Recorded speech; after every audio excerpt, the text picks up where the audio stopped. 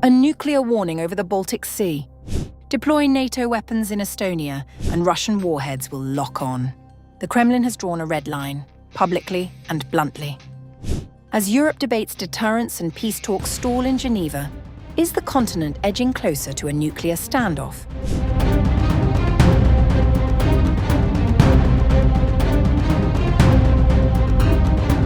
Moscow has drawn a direct nuclear red line over the Baltic Sea.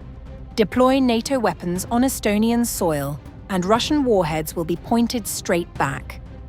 The warning came from Kremlin spokesman Dmitry Peskov, speaking on the Rossiya 1 program in Moscow on February 22nd.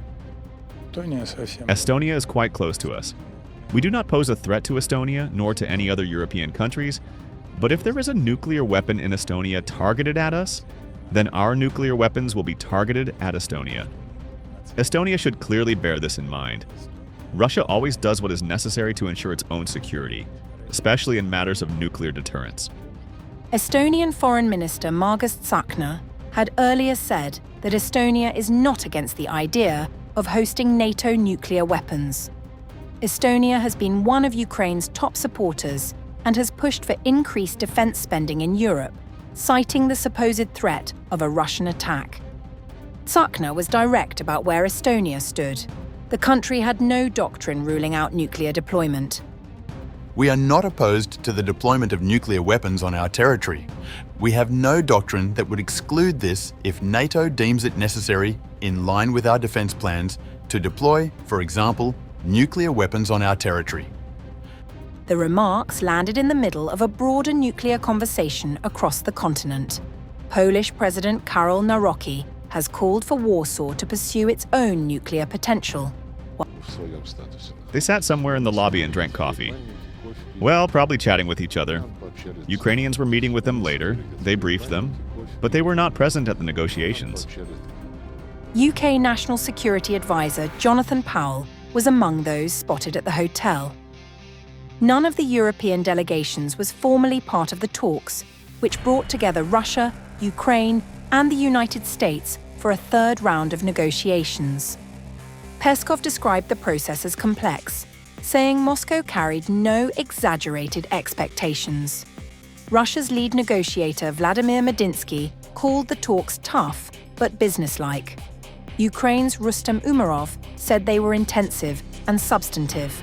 On European participation, Peskov was blunt. We don't see the point in the Europeans' participation. They can't help with their current stance. You just mentioned the head of European diplomacy, Kaja Kallas, with her brilliant statements. How can they help taking such a position? Hardly in any way. For Europe's leaders, watching from hotel lobbies and conference sidelines, that verdict carried its own warning.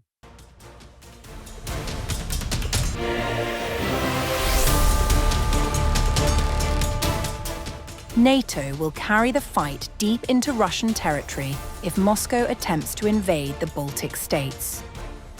That stark warning has come from Estonia's foreign minister, signalling a hardened stance from the alliance's eastern flank at a time of mounting regional tension. In an interview with The Telegraph published on February 16th, Estonia's foreign minister, Margus Tsahkna, made clear that any attack on Estonia, Latvia, or Lithuania would not be contained within their borders. Speaking on the sidelines of the Munich Security Conference, Tsahkna said NATO's response would extend far beyond the frontline states. We'll bring the war to Russia and we'll have very deep strikes very far into Russia. We know exactly what to do. That's why we are now speeding up our investments and developing our capabilities. It's why we are investing 5% of GDP on defence in our region. Tsahkna's remarks come amid growing concern across Europe that Russia could seek to test NATO's collective defence commitments. Over the past year, repeated drone and fighter jet incursions near Alliance airspace have heightened suspicions that Moscow is probing Western defences and assessing response times.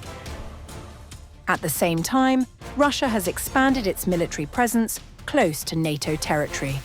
Along its border with Finland, troop levels have increased and bases have been upgraded. Moscow has also restructured its western military districts and intensified the militarization of Kaliningrad. its Baltic Sea exclave situated between NATO members. In one recent wargame, imagined by former NATO and German army officials, Russia invaded Lithuania and achieved most of its goals there within a few days. Narva, an Estonian town near the Russian border, has also been identified as a potential invasion target. In January, NATO launched Baltic Sentry, a joint mission aimed at deterring and preventing attacks on critical infrastructure in the Baltic Sea. Tsahkna rejected what he characterized as outdated contingency thinking.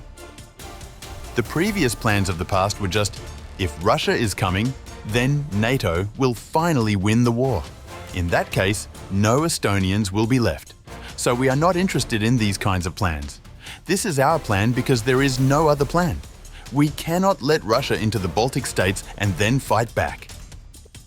The warning follows pointed rhetoric from Moscow.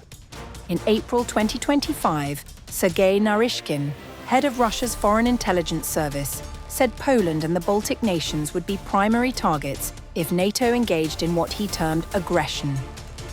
Speaking to the state-run RIA Novosti news agency, Naryshkin said Russia would inflict damage on the entire alliance if threatened, but that Poland and Lithuania would be the first to suffer. In response to what they regard as a growing threat, Estonia, Latvia, and Lithuania have sharply increased defense spending, with plans to allocate between 5 and 6% of GDP to their military budgets. Estonia has passed legislation requiring new office and apartment buildings above a certain size to include bunkers or bomb shelters. In Latvia, officials in April 2024 urged residents to convert basements into air raid shelters. Lithuania has pledged the equivalent of $1.25 billion to strengthen its eastern border defences. Meanwhile, Latvia's intelligence chief Egils Zvidris warned that Russia would not demilitarize its economy even after the war in Ukraine ends. However, he said that despite existing military plans targeting the region, Russia does not pose a military threat to Latvia at present. As tensions simmer across NATO's eastern edge, the message from the Baltic states is unequivocal. Deterrence will be forward, forceful, and, if necessary, far-reaching.